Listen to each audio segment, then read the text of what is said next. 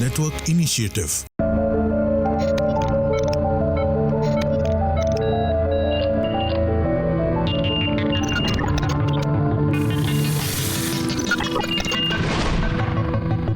नमस्कार, माझा डॉक्टर कार्यक्रमात मी डॉक्टर महेश चिटणीस सर्वप्रेक्षकांचं मनपूर्वक स्वागत करतोय. आपल्या आजच्या कार्यक्रमाचा विषय आहे तो आहे पोट विकारांवरती नवीन दुर्बीण आणि रोबोटिकचे उपचार. आणि विषय चर्चा करण्यासाठी आंतरराष्ट्रीय ख्यातीच्या भारतातील पहिल्या नव्हे तर जगातील पहिल्या महिला लॅप्रोस्कोपिक सर्जन असणाऱ्या आणि रोबोटिक सर्जन असणाऱ्या डॉक्टर ज्योत्स्ना कुलकर्णी मॅडम आपल्या कार्यक्रमात सहभागी झालेले आहेत. तर मी आपली सर्व ओळख करून देतोय डॉक्टर ज्योत्स्ना कुलकर्णी मॅडमची. नमस्कार मॅडम. नमस्कार. भारतातील महिला सर्जन्स डॉक्टर्सचं काम हे जगाच्या नकाशावर कोरण्याचं काम त्यांनी केलेलं आहे. आणि पुण्यातील पहिली कोलेसिस्टेक्टॉमी जी दुर्बिणीद्वारे झाली म्हणजेच लॅप्रोस्कोपिक कोलेसिस्टेक्टॉमी ही डॉक्टर ज्योत्स्ना कुलकर्णी मॅडमनी केली आणि अशा करणाऱ्या त्या जगातील पहिल्या महिला सर्जन ठरलेल्या आहेत. मॅडम, तुमचं अभिनंदन त्यासाठी. माझा डॉक्टर आणि एबीपी माझाच्या वतीने 1992 साली त्यांनी पहिली अॅनिमल लॅब सुरू केली आणि आजपर्यंत 500हून अधिक डॉक्टर्सना त्यांनी लॅप्रोस्कोपीचं प्रशिक्षण दिलेलं आहे.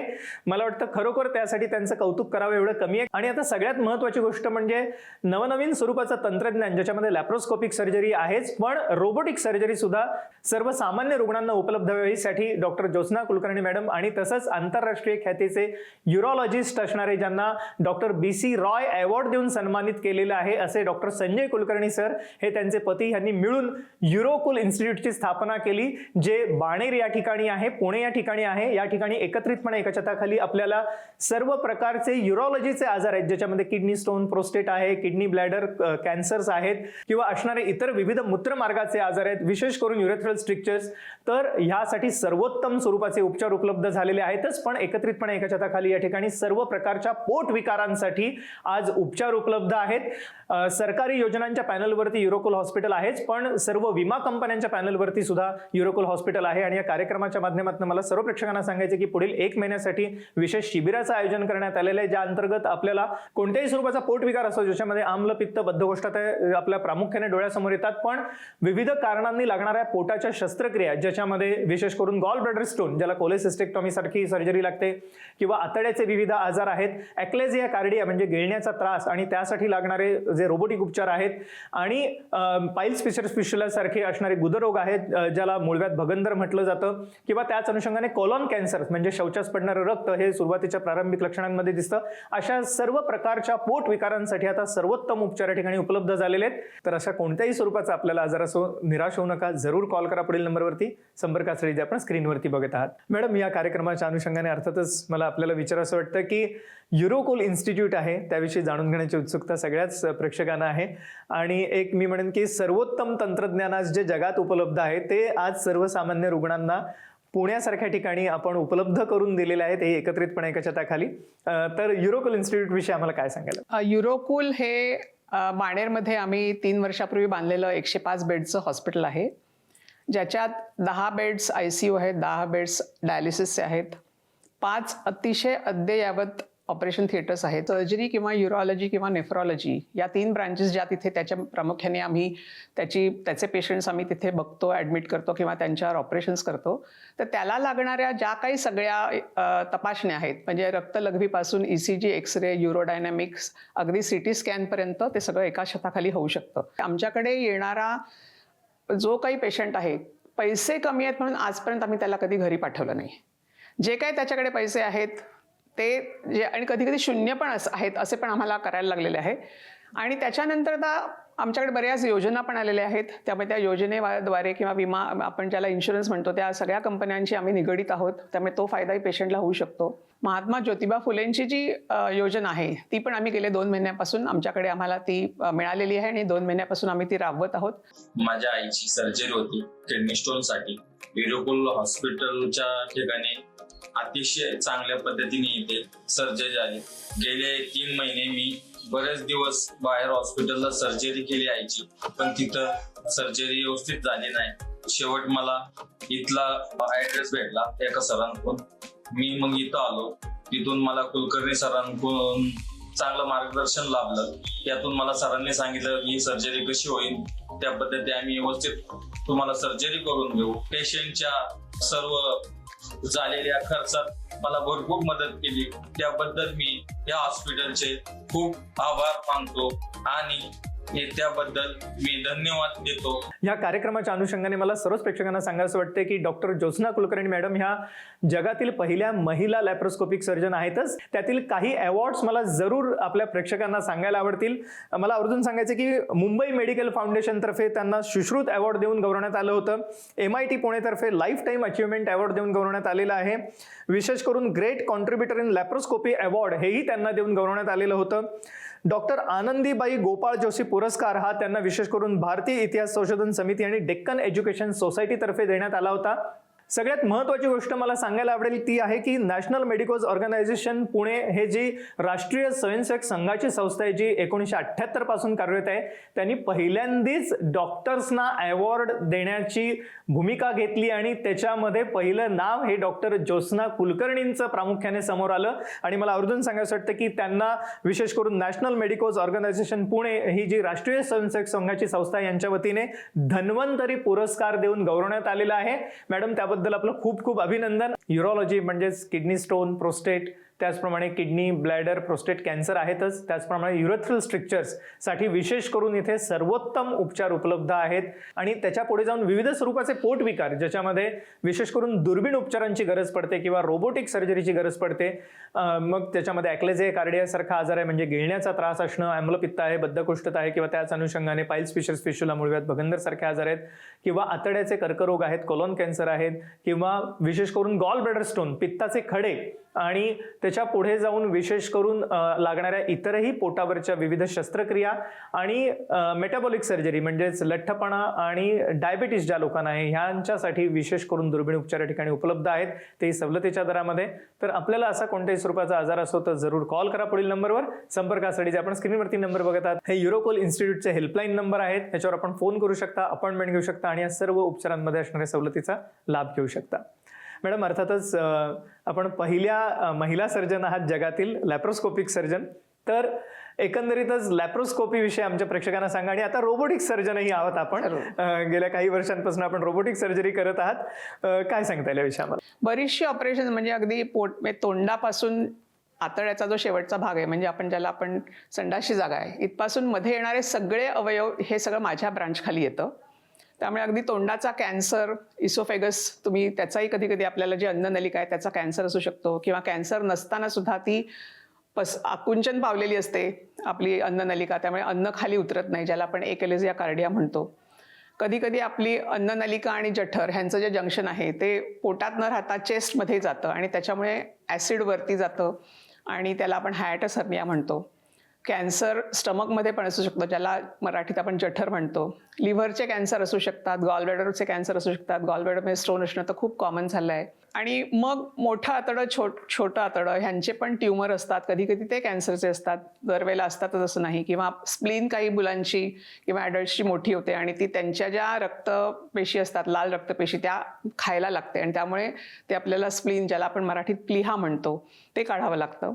आणि मोठ्या आतड्याकडे आपण गेल्यानंतर काहींचं गुदद्वार आहे ते बाहेर येतं. एक लॅप्रोस्कोपिकली हे करत असतानाच रोबॉट आपल्याकडे आलेला आहे भारतात. आता अनेक ठिकाणी तो रुजवलेला आहे. युरोकुलमध्येही गेली, आता 2.5 वर्ष आमच्याकडे रोबो आहे. तर त्यातली जी कॉम्प्लेक्स ऑपरेशन्स आहेत जे लॅप्रोस्कोपीनी आम्हाला सुद्धा कधी कधी अवघड पडलं तर अजूनही ओपन करावं लागू शकतं एखाद्या केसमध्ये. तर रोबोचा ॲडव्हान्टेज असा आहे की लॅप्रोस्कोपीसारखी त्याची छोटीच भोकं आहेत, त्यामुळे पेशंटच्या कधी कधी बाहेरनं पाहिल्यानंतर लक्षात येत नाही की दुर्बिणीने केलं का रोबॉटिकली केलं. पण आतमध्ये जे रोबॉटचं इन्स्ट्रुमेंट जातं त्याच्या ज्या टिपची जी मुवमेंट आहे इट इज लाईक हँड. जे दुर्बिणीतल्या जी स्ट्रेट इन्स्ट्रुमेंट्स आहेत जे आपण दुर्बिणीद्वारे करतो त्याची इन्स्ट्रुमेंट स्ट्रेट आहेत, त्यामुळे त्यांना ही ॲक्शन नसल्यामुळे आम्हाला रोबॉटनी केलं तर आम्ही ते ऑपरेशन छोट्या भोकातनं पूर्ण करू शकतो. हा प्रचंड फायदा पेशंटला मिळतो की जे कॉम्प्लेक्स सर्जरी आहे त्याला ओपन करायला लागत नाही, ते रोबॉटनी केली तर ती पूर्ण होऊ शकते आणि त्यामुळे ती पेशंटची रिकव्हरी नक्कीच चांगली होते. त्याला प्रिसिजन आहे, त्याची जी व्हिजन आहे त्याच्या कॅमेऱ्याची ती ह्याच्यापेक्षा अतिशय सुंदर आहे. तुम्ही तिथे आत असल्यासारखं वाटतं, 3D आहे ज्याला म्हणतो आपण. पेशंटला पोटावर जे छेद असतात ते लॅप्रोस्कोपी आणि रोबोटिक ह्याच्यात त्याच्यात फरक आहे. साईज वाईज ते सेमच असतात, पण टिप फक्त हलत असल्यामुळे, स्किनला त्याची मुवमेंट होत नसल्यामुळे रोबोटिक इन्स्ट्रुमेंटशी त्या इन्सिजनमध्ये जवळजवळ पेन नाही असं आम्हाला सांगतात पेशंट, असा आमचा अनुभव आहे. त्यामुळे हाही फायदा पेशंटला होतो. हमें भगत डॉक्टर ने बताया कि पूना में ज्योत्सना कुलकर्णी डॉक्टर बहुत अच्छे हैं। मेरे गोल ब्लैडर में पथरी हो गई थी और वो लेप्रोस्कोपी के द्वारा निकाला गया है। कल मेरा ऑपरेशन किया, बहुत ही अच्छा, जो आज मैं घूम फिर रही हूँ दूसरे ही दिन, और जरा भी जब से तकलीफ ही नहीं है, दुखाई ही नहीं मुझे, और बहुत ही अच्छे हैं भगवान स्वरूप। ऐसा जीवन दान देने वाले डॉक्टर बहुत ही अच्छे हैं, और मैं तो बोलूँ कि सब कोई यहाँ पर ही इलाज करें और स्वस्थ बने। पुढील 1 महिन्यासाठी शिबिर असणार आहे। या सर्वच रुग्णांसाठी सवलतीच्या दरामध्ये निदान आणि उपचार उपलब्ध आहेत। या व्यतिरिक्त युरोकोल हॉस्पिटल आता सर्व विमा कंपन्यांच्या पॅनलवरती आहेच, पण महात्मा फुले योजना सुद्धा या ठिकाणी आता उपलब्ध असणार आहे। त्यामुळे जरूर कॉल करा पुढील नंबरवरती, संपर्कासाठी जे आपण स्क्रीनवर बघत आहात।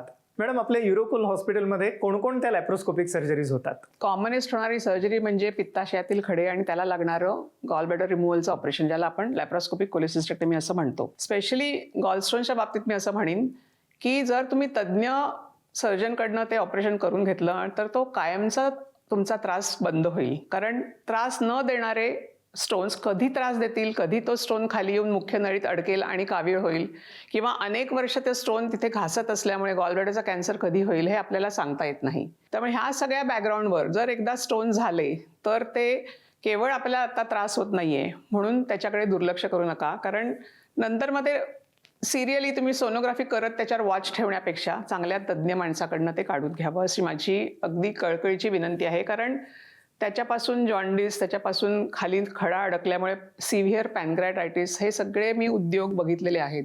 ह्याच्या व्यतिरिक्त अनेक हर्नियाचे आम्ही ऑपरेशन करतो। तर हर्निया हा जांघेतला हर्निया पुरुषांच्यात कॉमन आहे, बायकांच्यात आणि पुरुषांच्यात बेंबीतला हर्निया पण खूप कॉमन आहे आणि त्याचे पण पेशंट्स आमच्याकडे खूप येतात। आणि ज्यांचं पूर्वी काहीतरी कारणाने ऑपरेशन झालंय किंवा एखाद्याचं सीझर झालं असेल, उभा स्कार असेल, तर त्याच्यातूनही जर त्यावेळेला ती जखम नीट भरली नसेल तर ती जखम न भरल्यामुळे त्याच्यात गॅप पडते आणि मग त्या ओव्हर अ पिरियड ती गॅप हळूहळू मोठी होऊन त्याच्यातूनही फुगा येतो आणि त्याला आपण इन्सिजनल हर्निया असं म्हणतो।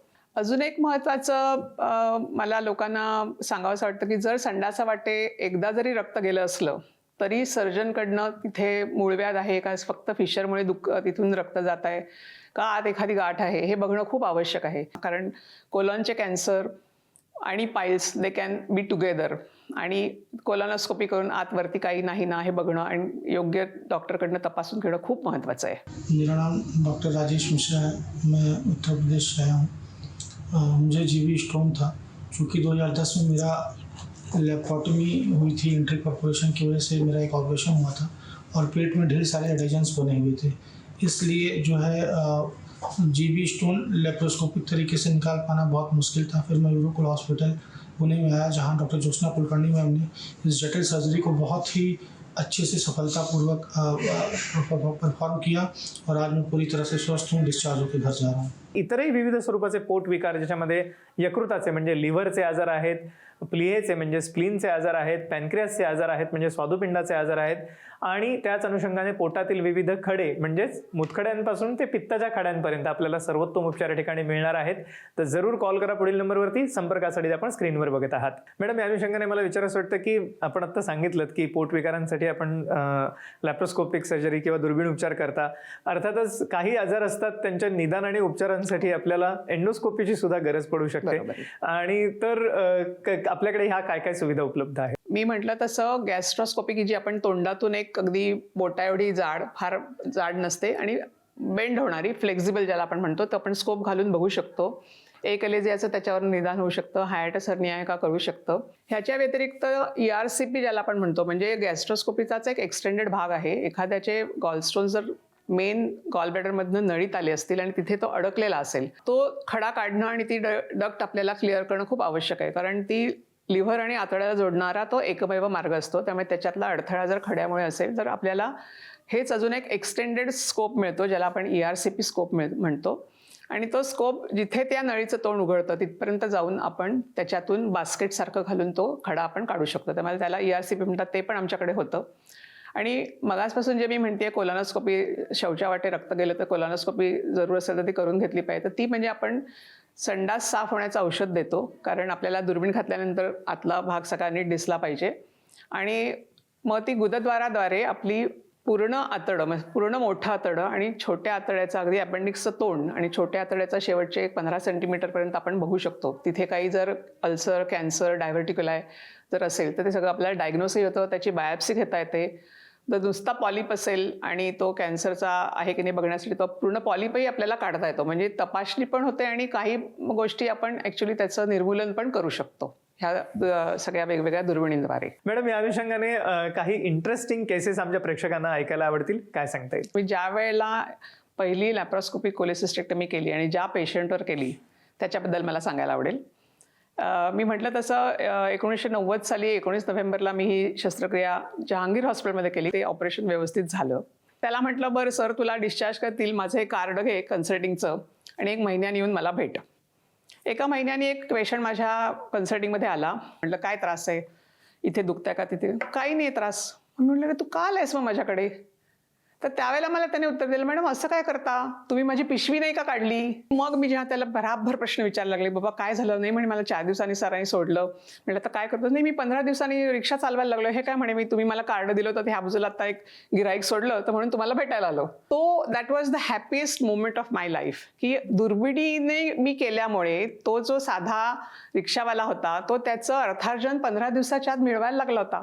अजून एक अशीच एक केस आली होती की त्या पेशंटला गॉलस्टोन्स होते, पण त्याचं एक लंग काढलेलं होतं फॉर सम अदर रिझन. न्यूमोनेक्टमी ज्याला आपण म्हणतो, एकाच बाजूस त्याला लंग होता, त्यामुळे ब्रिदिंगचा त्याला त्रास होता. त्याला गॉलब्लॅडर तर काढावं लागणार होतं, पण अजून मी इथे ओपन केलं तर पुन्हा त्याचं पोस्ट ऑफ रिकव्हरी ह्या दृष्टीने ते नको होतं. पण दुर्बिणीतनं करताना आम्ही कार्बन डायऑक्साईड पोटात भरतो आणि त्यामुळे त्याचा डायफ्रॅम वर जातो. मग तेही त्याला सहन होणार की नाही हे आपल्याला कळत नव्हतं. मग अशा वेळेला पहिल्यांदा मला असं वाटतं इंडियात पहिल्यांदा ते स्पायनल खाली आम्ही केलं. स्पायनल खाली केल्यानंतर स्वतः त्याला डायफ्रॅम वर जाईल म्हणून आम्ही ॲब्डॉमिनल वॉल लिफ्ट टेक्निक म्हणून पहिल्यांदा वापरलं, की जेणेकरून मी कमी प्रेशर खाली, म्हणजे नॉर्मली आपण साधारण पोटातलं प्रेशर 14 प्रेशर मेंटेन करतो ऑपरेशनच्या वेळेला कार्बन डायऑक्साईड भरून, पण तेही त्याला सहन झालं नसतं. त्यामुळे 8 प्रेशरवर पण मला वॉल तर लिफ्ट व्हायला पाहिजे आता ऑपरेशन करण्यासाठी. तर that was the way we found a way आणि त्याचं आम्ही दुर्बिणीतनं करू शकलो. सो मला असं वाटतं ती एक माझी प्राईज पेशंट आहे. दुर्बिणीतनं करू शकलो. त्याच्या लंग्स एक काढलेला होता त्याचा, तरी सुद्धा त्याला त्रास झाला नाही, तो मस्त होऊन घरी गेला. खरोखर वैद्यकीय चमत्कार म्हटला पाहिजे असे हे दुर्बीण उपचार आहेत आणि रोबोटिक्सचे उपचार आहेत. आणि आपण आता अतिशय इंटरेस्टिंग केसेसही ऐकल्या. ह्याविषयी डॉक्टर ज्योत्स्ना कुलकर्णी मॅडमने सांगितलं त्याप्रमाणे 1 वर्षाच्या लहान मुलापासून ते 99 वर्षाच्या वयोवृद्धापर्यंत आपल्याला सहजरित्या आता त्यामुळे विविध स्वरूपाच्या आजारांवरती उपचार करता येणं शक्य झालेलं आहे. विशेष करून पोटविकार, ज्याच्यामध्ये ॲसिडिटी, आम्लपित्तासारखे आजार आहेत, बद्धकोष्ठता आहे, गॉल ब्लॅडर स्टोन म्हणजे पित्ताचे खडे आहेत, त्याच अनुषंगाने लिव्हर म्हणजे यकृताशी निगडीत समस्या आहेत, प्लीहा म्हणजे स्प्लीन आहे किंवा पॅनक्रायटायटिस सारखा आजार आहे, आतड्यांचे आजार आहेत, पाईल्स फिशर्स फिस्टुला म्हणजे मूळव्याध भगंदर सारखे आजार आहेत, शौचास पडणारं रक्त, कोलोन कॅन्सर सारखे आजार आहेत आणि त्याच्या पुढे जाऊन विविध असणारे हर्निया पोटामधले, की ज्याच्यामध्ये खास करून इन्गायनल हर्निया आहेत, इन्सिजनल हर्निया आहेत, विविध स्वरूपाचे हर्निया आहेत किंवा हायाटस हर्निया ज्याच्यामध्ये आपल्याला आम्लपित्त सदृश लक्षणं दिसू शकतात, गिळण्यास होणारा त्रास आहे, ॲक्लेझिया कार्डियासारखा आजार आहे. ह्या सर्वांसाठी आपल्याला आता सर्वोत्तम उपचार मिळणार आहेतच. पण याच अनुषंगाने ह्याच्या पुढे युरोलॉजीशी निगडीत समस्या म्हणजेच मुतखडे, किडनी स्टोन्स आहेत किंवा प्रोस्टेटचे आजार आहेत, विशेष करून किडनी, ब्लॅडर, प्रोस्टेट कॅन्सर आहेत, युरेथ्रल स्ट्रिक्चर आहेत, ज्याच्यामध्ये विशेष करून युरोथ्रोप्लास्टी सारखे सर्वोत्तम उपचार आपल्याला आता युरोकोल इन्स्टिट्यूटमध्ये उपलब्ध झालेले आहेत. सगळ्यात महत्त्वाची गोष्ट म्हणजे या कार्यक्रमाच्या अनुषंगाने पुढील 1 महिना विशेष शिबिराचं आयोजन करण्यात आलेलं आहे, ज्यामध्ये आपण जरूर सहभागी होऊ शकता. आपल्याला सवलतीच्या दरामध्ये निदान आणि उपचार उपलब्ध असणार आहेत. विशेष करून युरोकोल इन्स्टिट्यूट, युरोकोल हॉस्पिटल हे महात्मा फुले या सरकारी योजनेवरती आहेच, पण सर्व विमा कंपन्यांच्या योजनेवरती आहे आणि गरजू रुग्णांना या ठिकाणी मदत दिली जाते. त्यामुळे कोणत्याही स्वरूपाचा पोटविकार असो, कोणत्याही स्वरूपाचा मूत्रमार्गाचा आजार असो, आपल्याला निराश होण्याची गरज नाही आहे. आपण जरूर कॉल करू शकता पुढील नंबरवरती. संपर्कासाठी जे आपण स्क्रीनवरती नंबर बघत आहात हे युरोकोल हॉस्पिटलचे हेल्पलाईन नंबर आहेत. ह्याच्यावर आपण फोन करू शकता, अपॉइंटमेंट घेऊ शकता आणि या सर्व उपचारांमध्ये जी सवलत आहे त्याचा लाभ घेऊ शकता. डॉक्टर ज्योत्स्ना कुलकर्णी मॅडम, आपण आजच्या कार्यक्रमात सहभागी झालात आणि अमूल्य मार्गदर्शन प्रश्न केलं त्याबद्दल मनपूर्वक आभार. थँक्यू. धन्यवाद. धन्यवाद.